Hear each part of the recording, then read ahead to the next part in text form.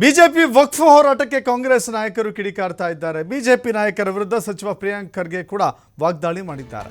ಜನರ ಸಮಸ್ಯೆಗಳನ್ನು ಬಗೆಹರಿಸಲು ಅವರಿಗೆ ಆಗಿಲ್ಲ. 330 ಕೋಟಿ ರೂಪಾಯಿ GIS ಕೊಟ್ಟಿದ್ಯಾರು? ಕೊಟ್ಟಿದ್ದು ಸುಳ್ಳ?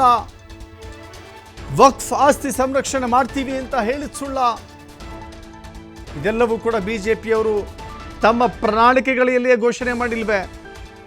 ಎಷ್ಟು ದೇವಾಲಯ ಸಂರಕ್ಷಣೆ ಮಾಡಿದ್ದಾರೆ ಹೇಳಬೇಕು ಅವರು. ಬಿಜೆಪಿಯವರು ಸಮಾಜದ ಶಾಂತಿ ಕದಡೋದೇ ಬಿಜೆಪಿಯವರ ಕೆಲಸ.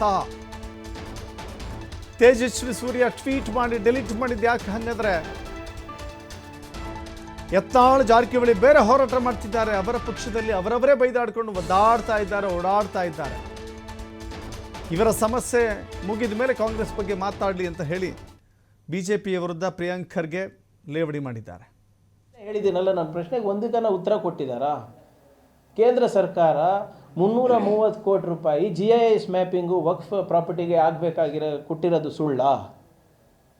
GIS ಮ್ಯಾಪಿಂಗ್ ಮಾಡಿಬಿಟ್ಟು ನಾವು ವಕ್ಫ್ ಆಸ್ತಿಗಳನ್ನು ಉಳಿಸ್ತೀವಿ ಅಂತ ಹೇಳಿರೋದು ಸುಳ್ಳ? BJPಯವರು ತಮ್ಮ ಪ್ರಣಾಳಿಕೆಯಲ್ಲಿ ವಕ್ಫ್ ಆಸ್ತಿಯನ್ನು ಸಂರಕ್ಷಣೆ ನಾವು ಮಾಡ್ತೀವಿ, ನಾವು ಎದುರು ನಿಂತು ನಿಮಗೆ ಅದೆಲ್ಲ ವಾಪಸ್ ಇಸ್ಕೊಡ್ತೀವಿ ಅಂತ ಹೇಳಿದ್ದು ಸುಳ್ಳ? ಫಸ್ಟ್ ಅವ್ರ ಪ್ರಶ್ನೆಗಳಿಗೆ ಉತ್ತರ ಕೊಡಲಿ. ಅವ್ರ ಕಾಲದಲ್ಲಿ ಸ್ಟೇಟ್ ವಕ್ಫಿಗೆ ಏನು ಇವರು ಬೀಗ ಹಾಕಿದ್ರಾ?